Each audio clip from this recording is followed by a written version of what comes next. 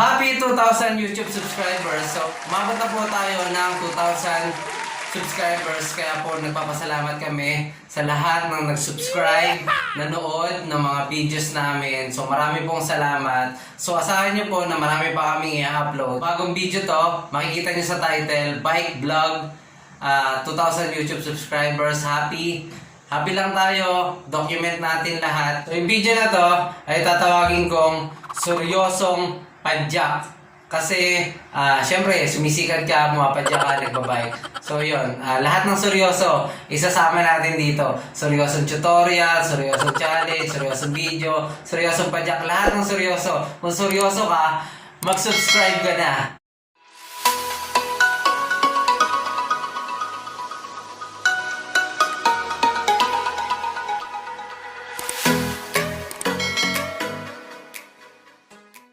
Napapansin nyo naman sa suot ko, ang suot ko ay isang uniforme ng aming grupo, ang Braswayne Running Heroes at Braswayne Triathlon Team. So, bilang miyembro po ng grupong ito, ay bumabati po ako sa kanila ng Happy 6th Founding Anniversary po. So, ang grupo po na to ay medyo matagal na rin. Sila yung nagkakandak ng mga running events dito sa Malolos. So meron din mga nagta-triathlon, may running, may swimming, may bike, cycling. Kaya po, ito ang suot ko ay dahil about sports ang ating pag-usapan. So, syempre, ako po ay nagra-run at ako po ay nagbabike. So, hindi po ako nagsiswimming. Lalo pag nasa swimming pool na, pag hindi ko na natatapakan yung floor, is medyo natetense ako. So parang feeling ko lagi ako malulunod. So yung si Sir Mark, yung kasama namin sa grupo, is hinihikayat akong mag-swimming. So sana dumating yung time na bigyan ako ng lakas ng loob para mag-swimming. So yun, isasama natin sa pagbablog ko yun. Ipa-vlogging natin yung training. So ngayon, may sinalihan kasi ako na duathlon. So 5 km run, 20 km bike at 2 km run. So, maikli lang siya pero kailangan pa rin ng training. So, sa training namin na yon, gusto kong i-vlog, gusto kong i-document kung ano man yung mga mangyayari. At syempre, sa pagbabike namin, gusto ko ma-document ko na kung saan kami makakarating, ano bang mga mapupuntahan namin, ano-ano mga long ride na mapupuntahan namin. Binili ako sa Lazada na smartphone action cam. So ito, i-unbox natin. Yung nilalagay nila dito, wala pa kasi akong GoPro. So cellphone lang yung gamit ko, kaya yung smartphone action cam yung binili ko. I-unbox natin, tatry natin kung okay ba siya. So tara. Meron siyang parang malata eh.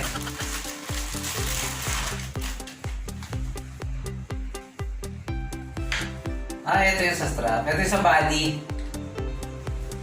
Ito yung sa body na nilalagay sa mamaya na yan.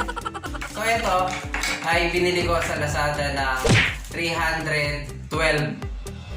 So plus shipping fee na parang 75, 76. So yun, 312 lang siya. Plus shipping kung saan man kayo lugar allocate.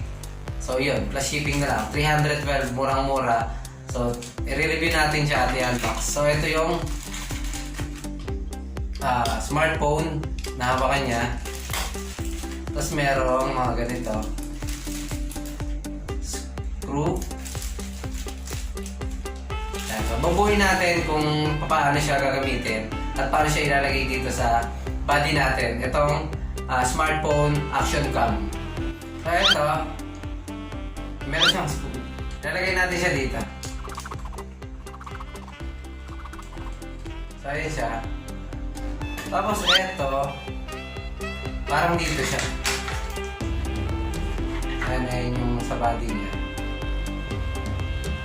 So, parang dito siya. Isusuksok mo siya dito.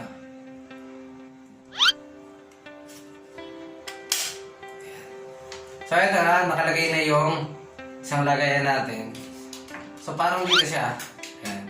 So, pag tatambalin, pag didikitin mo siya dito, ayan, parang ganyan yata. ito yata yun yung screw. Yan mo siya dito. Screw natin. So ayan, nakalagay na siya dito. So pag niluluwagan yung tornilyo, pwede siyang bumaba at pwede siyang tumaas. So depende dun sa ano. So try natin isuot. So ilalak lang natin siya dito. Para sando lang siya. Ayan, ganyan siya. Nalagay yung cellphone dito. Lagyan natin cellphone. Ilalak mo to para hindi mahulog yung cellphone. Tapos, i-adjust natin dito. So may mga gumagamit nito na nakamotor. So ang kagandahan kasi sa motor is hindi sila masyado nakayuko. Kaya kahit level lang yung smartphone nila dito, okay lang kasi level lang din yung sa motor. Pero sa pagbabike kasi, parang kailangan nakasagad dito. Kasi yuyuko ka pa para yung view nung daan is ma-captured ng video. So isagad natin dito. Ayan, so ganyan. Medyo naka-slant siya. So ayan. So para pag yuko na nakaganon, makukuhanan pa rin ng camera na to yung video na dinadaanan. So sana okay to. I-review natin sa labas. Magbibihis lang ako. Mag-helmet. Tapos magbabike tayo ng mga 20. So kasama na sa training natin 20 to 25 kilometers. So di ko alam kung saan ako pupunta. Bahala na. Basta maganda rito. I-review natin kung okay ba to. Maalog ba siya? Kumusta ba? So ayun, try natin. Tara na.